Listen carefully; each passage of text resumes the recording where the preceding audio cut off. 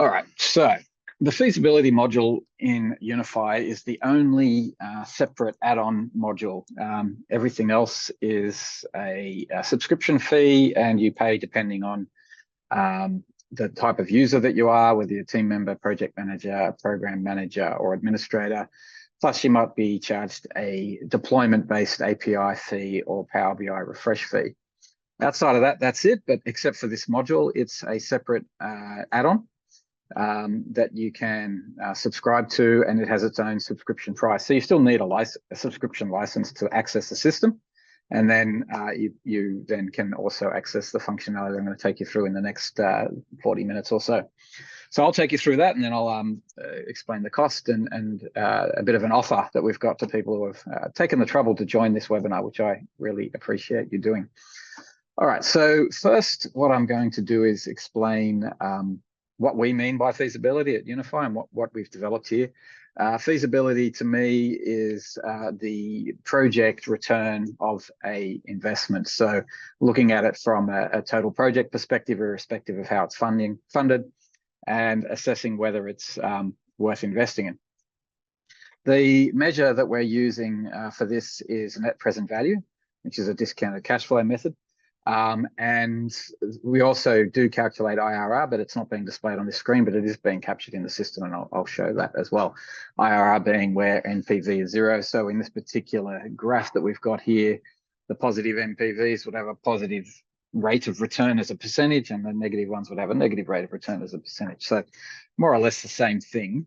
One of the things about net present value that we looked to fix is it's a black box. So at the moment, I'm looking at one particular build and sell development. We're going to look at all types of developments. You can even do IT and productivity projects, but we're mainly looking at construction in this webinar. We're looking at a little graph here of X and Y of different scenarios that we've assessed using our feasibility modules. So you can see that this green one here, option C, is a positive NPV costing about $20 million in investment and around 4 and a bit in a positive return. So, you've got these different scenarios here, and you can see which ones are the best. But one of the things we need to be able to do is sort of remove the black box. And so within UniPhi and the way we do that, there's a whole bunch of there's 4 reporting platforms in UniPhi, for those that don't know. What we're looking at here is platform number 1, which is embedded charts and tables into the platform that come along all of the different modules here. We also, most of you on the call probably know, have a Power BI embedded relationship, and they're generated from Power BI desktop connections. So it's actually all free unless you want to be able to refresh on demand. You all get it for the same subscription fee, and you can build your own. So over on the right-hand side in this data model, I'm accessing this in the Power BI desktop, which is a free application that you install on your computer. You then have to connect it to the UniPhi data model, which this is over here, and then you can build all of these different reports that you can see in the tabs down here. And I'm looking at this one called Feaso. So what this screen is showing us, the main thing I'm going to look at is just this NPV description one. And if I jump back quickly to my web interface, each of these dots have a little label, option C, month-end forecast, which actually doesn't flow in, and I'll explain what that is a bit later. Option A, option B, and the current scenario. And so there's 5 options that have been analysed in this particular one. This is showing 3 of them. It only shows ones that have been snapshotted, so it doesn't have the current scenario, or the month-end snapshot excludes those as well. That can change, but that's just what this report is showing. Now, for those 3, C, A, and B, you'll see here that it's then looking at the drivers of this particular NPV. Now, this can get as complex or as high level as you like, so I'm going to reiterate that a little bit later. It's quite a lot of content to get through in this one, but yeah, just keeping it high level for now. In this particular model, it's a very simple model. It's build a building and sell the units within them. And so what we've got here is 1, 2, and 3 bedroom configuration. We've got a construction cost, we've got consultants, land, marketing, and other. And this is just showing you the positive and negative contributions to the net present value, with the overall result, the positive 3 million, the negative 4, and the negative 3 being displayed here. So we know that option C is that one that's better than the others. And then we can see what's changed between these scenarios. So you can see here that the construction costs reduced somehow, and magically reducing those construction costs actually got us more 3-bedroom apartments, which generated more revenue. So by removing the black box, you can then start to have a conversation with the person who's developed the model, because one of the cheeky things about net present value, it's all forecast. 1 + 1 equals pretty much whatever you want it to be. So one of the things you have to do as a decision maker is to understand and unpick that number and understand that, yes, 4 million sounds great, 3 million sounds great. What's driving that? And looking at the different scenarios here, you can see there's a bit of a curious thing where we've reduced construction costs, but we increased the number of 3 bedrooms. So presumably there's some explanation around that, which you can document in the system and present this in reports as well. But this is just a visual for seeing what's changed between different scenarios. So from a high level, that's what we're trying to achieve. Let's do an assessment on a new investment. Let's determine whether it's worthwhile or not. Let's scenario model that quite quickly, and then present those results, have a discussion, and decide whether we're going to invest or not. So the main goal within the feasibility module is to be able to do those rapid scenarios. The other goal is to assess the performance from an equity perspective, and that's what this table is doing here. So, and then also to be able to manage the funding sources. So you can see you can actually set up 1,000 facilities. You can set up the facilities as many as you like. All of this stuff is bespoke. You can create your own versions of what I'm demonstrating, all with a no and low code interface. I'm going to explain what I mean by low code a little bit later as well. But all of this stuff is bespoke to you and your business. And so hence the way you do it will be the way you want to do it. Now, and the way you fund, and you can have multiple models. So you might have different funding arrangements for different investments. You can create a model that has a different funding arrangement. So the other benefit out of having the feasibility module is you can then use our funding capability within that to assess whether you're going to draw down too much funding or on a particular loan agreement. You might have a cap with that funder of a certain amount of money. This will help you track that, and it'll also help you then switch over to another funding agent once it's been drawn down, or however the sorts of funding sort of arrangements that you've created to potentially invest in this thing, and then subsequently to investing as you draw down on those funds. You can see through forecasting what that's going to be.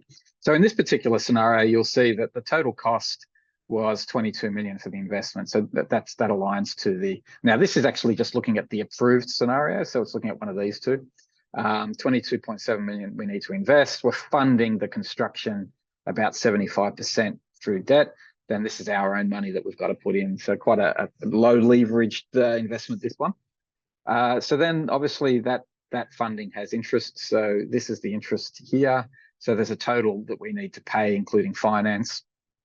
And then there's the revenue. So this is a literally build and flip model. We've got rent models, we've got aged care models, we've got, as I said, even internal productivity models that you can use.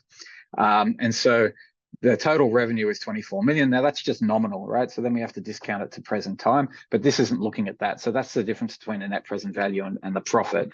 But essentially it's saying, okay, to fund this, excluding debt, the equity amount is 13.1 million. That drops down into here.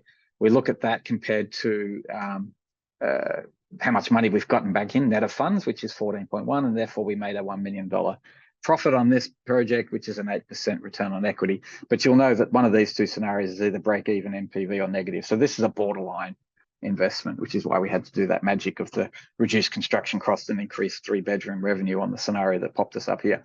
So within this report, again, it's explaining quite a lot about the investment, and it's giving you a profit and return on equity if that's what you prefer. The challenge on that is it's not discounted, so you're not necessarily taking in a present value perspective on that. So that's a lot of information on this particular page of what we're doing, but you'll see equally people who are familiar with the spreadsheet models or the other models that you can get in other software products that maybe they would have more variables. We've just kept this high level to make it simple. You can create the complexity yourself. And along with that, what I'd like to say is you can actually do this type of feasibility just using the revenue and cost model. And when I show you what sits behind the feasibility engine, you'll see what I mean, because it's actually using these two modules to actually drive these calculations. So you can actually do that yourself without the feasibility model, just by going into these two and creating your own charts of accounts and creating your own estimates and phasing those estimates out over time, and then using the discounted cash flow functionality in UniPhi to generate a result. And so that's there for everyone on the call right now. You don't need the feasibility module to do that. What the feasibility module enables you to do is to go into this drivers page and then also to manage the funding that I just mentioned before. But this drivers page is the page where all the variables that relate to a net present value are on the one page. It actually harks back to a spreadsheet that I had to build 30 years ago. It took a long time to get this type of concept into the tool, but it's based off that.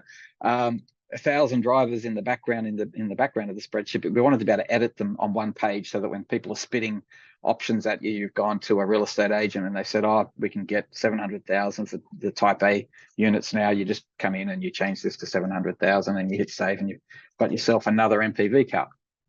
And so, as I said, this is high level. It's quite simple, but again, it's no code creation. So it's up to you to make it as user-friendly as you like. What we've tried to do is guide the user as to what sections we're looking at for each of these elements. You see here that we've got also a rent model that's being displayed as well. So you can even mix and match if you've got both a partial rental model and a partial sale model in the thing. And you'll see with the aged care model, when I show you that, you can mix that up into a integrated living unit and a retirement aged care facility model, which is two completely different funding drivers. And so, yeah, in the cost side, again, we've done a derivative-based other expenses. These percentages are all coming off the construction cost. So we've got a QS to give us an early stage investment estimate based off some parameters. Chuck that in here. We know what the purchase price of the land is likely to be. And then through benchmarking, we've typed in percentages of construction costs that we expect to do. If we're going to maintain the rental place, we've also got the ongoing OPEX per year that we can put in there. Then we come down to the revenue drivers. Quite simple. How many units are we going to build and what's the price? And then on the timeline, you then say, okay, how long is construction going to take? When are we going to start? When do we think we'll purchase the land? People like to look at nominal cash flows. It's kind of moot when you're doing discounting, but people like to do that. So you can put escalation in. And you can do a whole bunch of other things. Like in this instance, I'll show you later, the way we're doing the sale of the units is hard-coded, but you can actually make that a variable as well, and a whole bunch of other things as well. So if I go in, I've just changed that to 700,000 and hit save. That's going to take a little while to save. You'll see the little thing hovering over there while that happens. It's doing a cascaded calculation of a whole bunch of things to come up with a new net present value. Now, I never snapshotted the current scenario, so this won't generate a new scenario. The current scenario will just move. Because I've increased the price, it's going to move in the positives. So it was on the far right, if you recall. This is being recorded. You can go back and check. It hasn't really moved it much. So that scenario there is what we've just updated. And so, yeah, you can do that as often as you like. And if you wanted to keep that scenario, you would then snapshot it as a presentation scenario and give it today's date. And then you've got an option here to decide, is this going to be used in the stochastic modeling of preferred best and worst case, or is it just another scenario that you want to flow through to that dashboard that I showed you before? And so when I click save like that, that's copied that all into the snapshot tables, and we now can use that.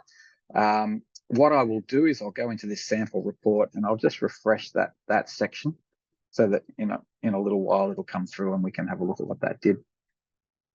Equally, if I go back to the dashboard now, that snapshot should be labeled presentation as well. So you can see there's presentation. And so if I then saved a new version of this, we'd get another dot, which would be the current scenario coming into that dashboard. So as you can see through that process, you can iterate through all of your variables as many times as you like. Typically, what you try to do is explain what you changed in here. So instead of saying option A, B, and C, unless you've documented that in the document system in UniPhi, you could say, increased construction for more 3-bedroom units, and that will flow through when you analyze that in the dashboards. So as I said, as many options as you like. There's a couple of little things we need to add in to get this to work initially, which were already there when I set this up, in terms of data input. So this is all about the data inputs. I'm just focusing on data inputs. I'm then going to switch to how this model is actually created. But this is just focusing on data inputs. If I go to the summary screen, we do, and probably in a future release, we'll put this in the same drivers page as we were just in. But at the moment, this is where you're putting your NPV and IRR discount rates. So there, you type in the rates there, and then this is getting calculated. So if that has gone up because interest rates have gone up and your risk profile's gone up and you've done a weighted average cost of capital change, you might come in here and make that 7.5, and that's then going to affect the next scenario. Those snapshotted scenarios are going to be at 5% because they've been snapshotted, but now the next time I do a recut of the budget, and I should say that this feasibility module is all budget. If you want the forecast to update, you've got to copy the budget to forecast and then it'll update. Otherwise, what it's doing when you go post-contract or when you go into project delivery mode, as you do everything else you do in UniPhi, like create contracts and process payment certificates, and your forecast cash flows will update, and hence sunk costs will get removed as you spend money, and the NPV will on the forecast will change in accordance with that. And so that just happens automatically by using the cost and the revenue. Yeah, so all of this, so thanks for the question there. All of this information can be brought into the revenue and cost module. So, and the revenue cost module have copy and paste from Excel. So if you've got existing cash flows against an existing model, so I'm going to show you how the models get set up in a minute. You can import those existing models into the revenue and cost module. That's all that's being used for these feasibilities anyway. All the feasibility module is doing is using that information in a neater way, so that you can go into one screen and do scenarios. When I hit snapshot, it's actually creating a snapshot of those. So if I was to, for example, go to the revenue module of this Hurstville Villas, this is the data that's been generated from that particular scenario. And if I go to the budget screen, you'll see that there are those versions of option B, A, and C, and the presentation are all there. So when I do the snapshot in the drivers, it's doing snapshots in both the revenue and the cost module to capture those cash flow profiles as they were when I did that model. And so that data is actually being displayed as from a phased perspective in the manual, in the phasing screen here. You can see this is when we sell the 1, 2, and 3 bedrooms in July through to whenever. As you will see in a moment how I hard-coded the 6-month drawdown on that, but you don't need to hard-code it since before you ask the question. If I go to the cost module, again, you'll see against a simple 2-level, there's probably 3 levels actually there, chart of accounts, that's all been derived from that drivers page. And again, the cash flow profile has been automatically applied and it's being displayed here. So if you had something external, you would just import it in. And again, it would put the discount rate in and it'll do the NPV for you, and away you go. No, so the calculations are being done. So there are other reports. So for example, this particular dashboard would be able to display your feasibility results if you did it that way. But the variables are not going to be displayed in the feasibility screen in the drivers because you've gone about doing it a different way. But the cash flow is still calculated and the end results in that screen will be there. And there's also a reporting services report that you can run that shows your portfolio of investments. So if I go into funding here, there's an NPV report, and when I run this, it'll do portfolio assessment or portfolio display. And so these are all of your projects, and this is their NPV results, and this is the cash flow profile. So you can get a net cash flow across your business, understanding what money's coming in, and then that's a nominal value, not discounted. And if you wanted to look at any particular one, you can again explore the Hurstville Villas, and it'll show, you know, the land purchase being made there, and because this is in thousands, very small amounts of consulting fees, and you could always change that to whole number and get the whole numbers in there, and then the positive of the revenue being sold later on, and et cetera, and so forth. So that report is there. So it's the third reporting platform that you have in UniPhi. The fourth one is in the documents module. Doesn't have any of the sort of consolidated feasibility reporting to be generated dynamically in the documents module, so you probably wouldn't use that one. All right, so if I go back to the feasibility module again, I'm now going to look at all projects, and you'll see here what I mean about different funding models. So this is looking at the portfolio of projects. This data doesn't really mean much at this stage in this view. The financial view, just showing cash flow totals against these facilities, so that might be useful. But essentially what I want to do is actually just show you a few different models that exist within the system. So if I go into this retirement aged care facility model, you'll see that the number of cost codes has expanded quite significantly. So it's just an example. Again, you could have 1,000 lines in here if you wanted to. Same kind of setup though. These are your costs, this is your funding, and these are your benefits. The aged care model is so weird in the way that they do basically, deposit schemes and deferred management funds and things like that. So to call it revenue would be a little bit weird, but anyway, that's all being assessed in there in the model. And so when I go to the drivers page, you'll see, yeah, from the construction perspective, it's similar, but we've got to operate this facility. So we've got operating costs, we've got admin fees. This is actually a decanting model. So we're looking at how many units we're decanting, what the old capacity was, what the old RAD was, which is the retirement aged care facility methodology. At least it was when we built this model some time ago. It's a government controlled thing, so it might have changed. So you didn't have to change your model. And I will show you how these models get created. So you've got RADs and DAPs in the retirement aged care facilities, and you've got deferred management fees in the integrated living. So you'll see here we've got DAP percentages, we've got concessional day rates and concession percentages where the government's funding the person in that facility. We've got daily care fees that we can recoup, and an ACFI fee. We've got, this is if we're having an integrated living unit within the one development. And then you can see that we expect through the uplift of this decanting and refurbishment, the RADs are going to go from 300 to 500. So this is generally the capacity change, and we'll get more people into the facility because it's going to be a newer and fresher facility. And so this model has all been developed to calculate the return on that. The durations that they do in this are huge. So the end up cash flows will go over 30, 40, 50 years. And when I go to the dashboard again, I'm going to get my NPVs when I calculate it through here the same way. So the interface is all the same. What changes is the drivers that come in here. So again, if I go back just one more, and I go to the from on affordable housing, you can see we've got some results in here, and I go to the drivers, and this one's a rent model. So we've got a rent per week and number of apartments, occupancy rates, and how long we're going to hold this facility for, and that will determine the timelines of everything as it stands. Just checking my notes here. And just to finish on all of that, if I just quickly duck back to the, for some reason I did, probably because I didn't do this one as well. But I need to do multiple. I should have just refreshed the whole thing. I'll do that, and we'll come back to it at the end.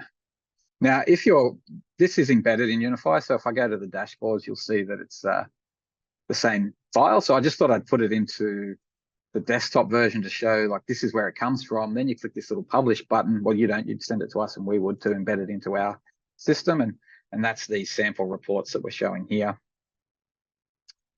And so when I browse to that, that's actually this file. I think because I hit refresh now, my machine's going to go a little slower. But this is looking at a affordable housing one, so you can see it's over a long period of time. You've got the construction spend coming in here, and then you've got the rental coming in over a long period of time. And these are all the different scenarios. And the automatic refresh that you pay for is this button here. That costs me a lot from Microsoft, charging like a wounded bull. So if you want that, otherwise it'll refresh every hour anyway, and it'll tell you when it was last refreshed at the bottom here. So you get a free scheduled refresh on the hour. Otherwise, you have to pay for a manual refresh if you want those scenarios to come through. So yeah, that's where the dashboards would be consumed by the end user. And then coming back to feasibility, we've looked at 3 models, and as I said, I'll show you now how these models get built, and so therefore you can actually build your own to align to your own specific needs. But before I go into that sort of behind the scenes look, the only other bit of end user functionality I wanted to sort of touch on is the funding. And so I'll first just look at the Hurstville Villas, because again, it's very simple. If I go to the budget screen in here, this is actually the funding budget. So this is a funding chart of accounts. When you go into the configuration engine and go to charts of accounts, you'll see that there are chart of account types. Internal revenue, internal cost will do the feasibility, discounted cash flows. Project cost is when you're managing someone else's money. And then funding is when you set up your facility. So if I click in on this funding too, you'll see that we've got tranche 1 and tranche 2, and we've got Department of Housing and Housing Australia as being the funders there. And then you've got your interest and repayment. And if I go into these charts, you'll see that when you create them, because it's a funding chart, it has these code types that are quite important, and you'll select what this code means. Is it equity? Is it debt? Is it interest? Is it repayment? Is it equity injection? Or is it other expenses? So you'll set up your charts of accounts to look like how you are going to have to fund this thing. It could be 5 funding models, could be 1. And then that will be what drives into the feasibility model for what I'm about to show. So in the Hurstville Villas one, when I go to the budget, what that's doing is it's saying from the investment that I know I'm going to do, which comes from the driver's page, how am I going to fund it? And you'll see you've got the chart of account structure here. You've got a line fee, which is a percentage. You've got an application fee, which is an expense. You've got the repayments coming in to pay all that back. And you've got the drawdowns as you do the building. Now, the drawdowns is the key here. You'll see when I click on this arrow, obviously the interest rates are key as well, but when I click on this arrow, what you will do is you'll say, what am I funding? What is this facility funding? So normally you'll have an arrangement. Someone will say, okay, I'm going to fund the land, or I'm going to fund 50% of the land, I'm going to fund all of the project at 80%, what have you. And so in this instance, what we're doing is literally just funding 75% of the construction costs.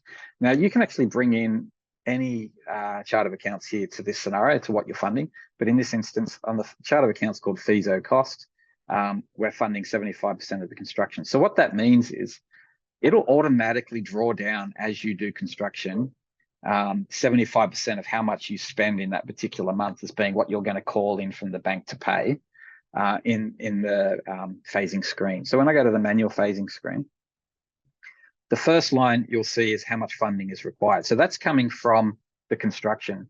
So, from the project costs. So it could be consulting fees, could be land, could be whatever. And because that's all been timelined in the cost and revenue module, it's doing both revenue and cost together. When you get positive, so when you start selling things, this becomes a negative. So that's basically money you can take if you don't have to pay back the debt. So you'd start to pay back the debt. So you'll see the funding line is the net of the cash flows. You need to find $1 million. We're doing 75% of construction, so that's there. The rest has to come from you. So it's automatically calculating the balance as an equity injection to pay for the difference, and so on and so forth until you get positives. And then you have to tell it how you want to repay the loan. It doesn't automate that. We think we can, but we haven't done that yet. And then after that, it's your money after that. So the first 3 months you're repaying the loan back, and then because it's a buy and sell arrangement, and then this is straight equity, and that's how then the dashboard's updating with that profit that you've got when you look at that report. So you can actually do that and use the feasibility module without using the MPV, because you'll have your cost and revenue coming in anyway. So if I was to look at, I just need to go back to the all project screen.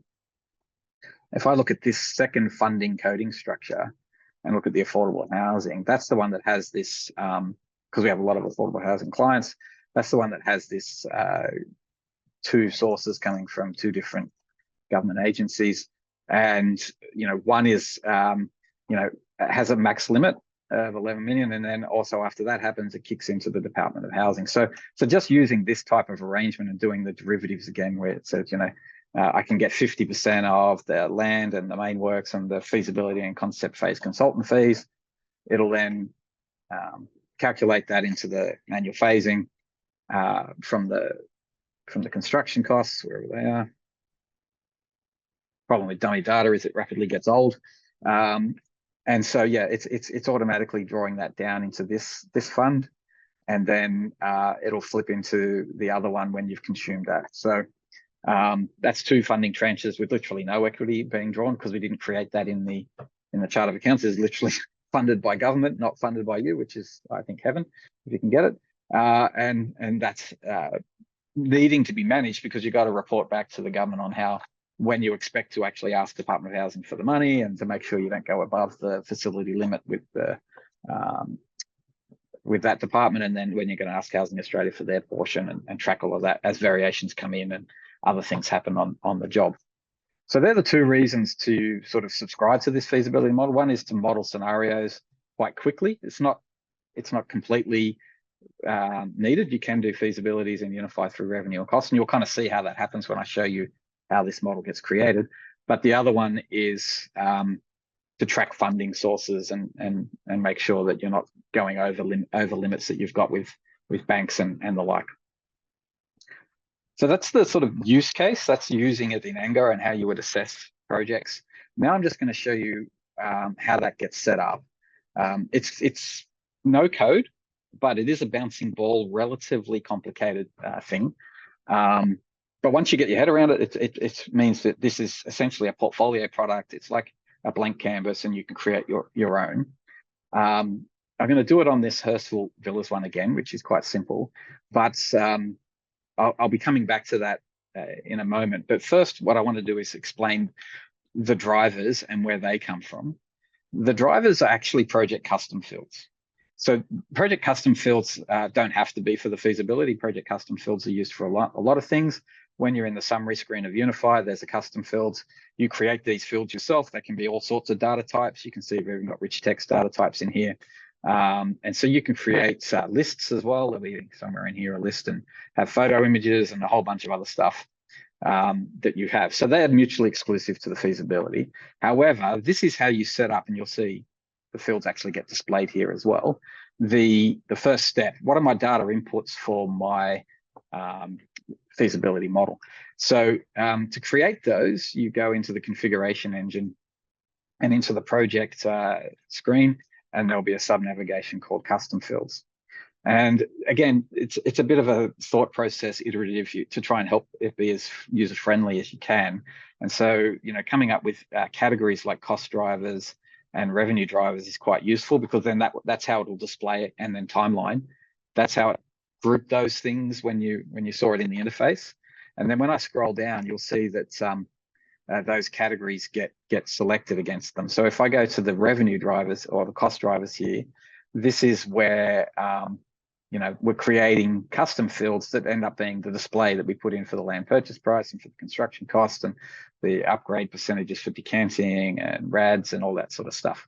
You can then limit which one of these comes into your model by linking them to sectors and project types, and also limiting them to the charts of accounts that you're going to use as well. Because ultimately, all of this data gets into the cost chart of accounts and the revenue chart of accounts.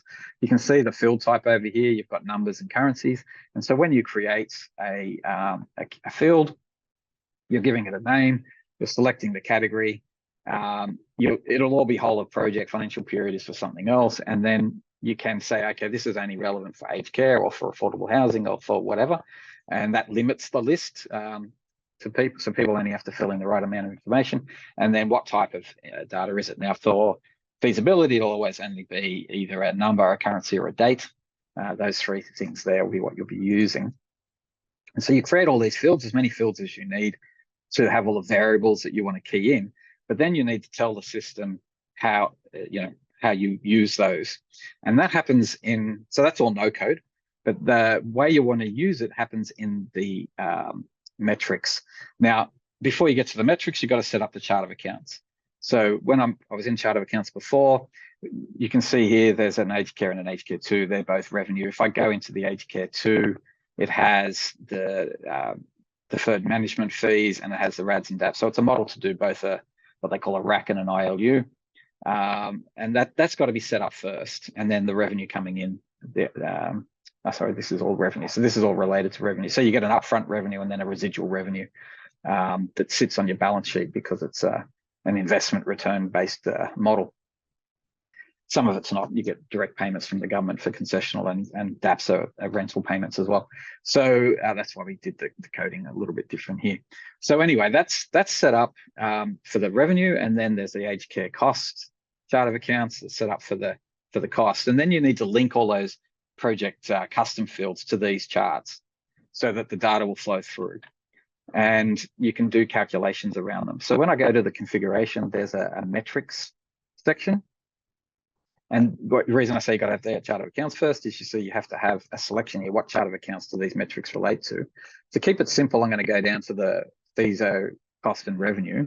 And so if I look at FISO revenue, for example, and I go to metrics, we've got a rent model and a sell model. The sell model was the one we were looking at, and it's literally type A times the price of type A, type B times the price. So these codings is the low code I was talking about.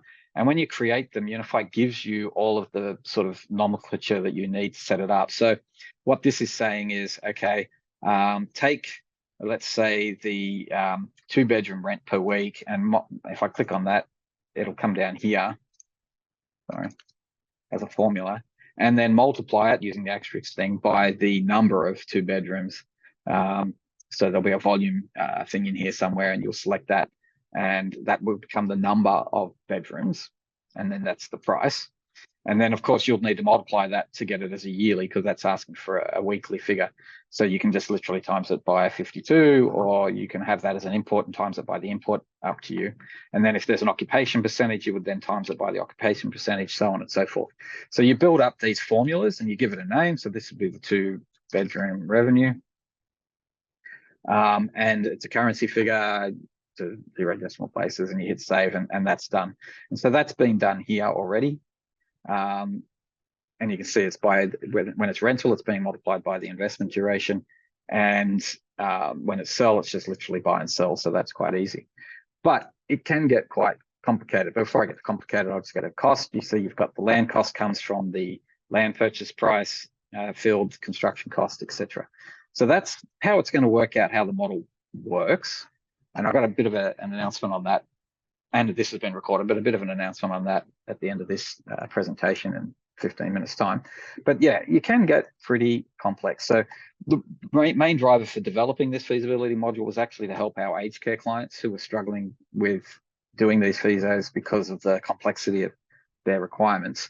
And so if, for example, you look at aged care costs, you can see that there's quite a lot of fairly decent calculations being brought into this model to do various options. Some is decanting, some is new build, some's DMF only, some's RAD and DAP, et cetera. So quite a lot of modeling going in there, and the same on the revenue side of the equation. If I go into aged care 2, you'll see quite a lot of calculations, including a logarithm to include escalation to increase the price out based on the escalation figure that they're doing. So you can do powers, you can do any type of formula that you want into these low code models, and then that becomes what drives the calculations for the investment. Once we've done that, we have to link them to the revenue and cost module. So if I was to do that on our Hurstville Villas one, there's one thing we need to do first. In the summary screen, for it to know what model you want to use, you need to set up the primary charts of accounts. So you can track to multiple charts of accounts in the UniPhi project, but to work the model, you need to have selected what charts of accounts you're going to use. Otherwise, they won't appear in the feasibility engine, and hence it won't be able to work. So by selecting these codes, because these are the ones we're going to use, that then means they appear here. If I was to select something else, like aged care, when I go to feasibility, it will show the aged care drivers instead of the feasibility drivers. And so then what I need to do is when I go to the revenue module and I go to the budget, what it does is it calculates, these are the metrics. So this happens not just for feasibility. You can use this metrics method for any type of benchmarking, and a lot of cost managers use it for benchmarking quantities and things like that. And they just appear below the budget. And so what this has done is worked out what the total calculation of that is going to be. And then we just link that to the chart of accounts item that we want to link it to by clicking this little arrow here and saying, right, this is 100% of the unit A in this model, and so on and so forth. And so that calculates how much the total revenue is going to be for the whole project. And the same on cost, you do the same there. If I go to the cost module, it'll show the cost calculations here. And then we've just derived those into the relevant codes up here. But that's whole, it hasn't been phased.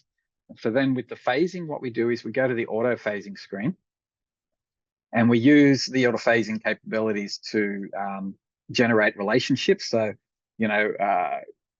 feasibility and all these things up to post-contract, up to detail, what happened before construction. So all we actually really need is one date to kick off certain things. And you can see that in this model, we've actually said that FISO will start after we buy land. Now, that's not going to be the case very often, but you can change that. So we've got these relationships across charts of accounts that can enable you to create that. But also what you can do is you can create direct inputs And so if you would have seen we had a land purchase date. When I click this arrow, I can say, link the start date of this to whenever I buy land. And because the land is going to be purchased in one go, there's no duration. Same with escalation. I can have the escalation figure here derived from the escalation figure keyed in. So you can see that that's actually the custom field that gets keyed in from the feasibility driver page. So what this does is it automates all of this stuff so that whenever I change my date in the feasibility screen, it cascades down into the auto phasing, which automatically phases everything on a linear or S-curve basis, and therefore generates a new cash flow dynamically into this screen, which then gets discounted based on the discount rate you put into the summary screen and produces that end sample report with all of its options. And as you can see now, we've got the presentation option that has come in. And so, yeah, a little bit of complexity in the setup there, but once you get a head around it, it's not that bad. But equally, like I say, if you haven't done those derivatives, you've just done your straight cost and revenue phasing yourself, either from an import from Excel or from coming into this budget. So there's nothing stopping you coming into this budget for revenue, for example, and saying, okay, I'm going to build this up into 20 units at a certain number, 15 units at a certain number, 200 units at a certain number, and that'll calculate the total. And then when I go into the manual phasing screen, I could potentially use the percentage type and say, okay, when these go live, which I can link to life cycle phases, I'm going to draw down, I'm going to be able to sell 10% of the total one bedrooms in the first month, and then 35 in the second, and then obviously we want to add it up to 100%, so we're at 45, so we can go 55 in the third, and then hit save, and that'll then phase out that information based on a percentage of that budget over that period of time. All of those interfaces still work, it all still generates a discounted cash flow, and then all will flow through if you snapshot it. So again, to snapshot manually, you go into the budget, you got to snapshot the revenue, then got to go to cost, snapshot the cost, and then you've got yourself a scenario. Make sure you name it the same, option C or presentation or whatever, and you've got yourself a scenario in here to draw upon that doesn't use the feasibility module. And that is a wrap.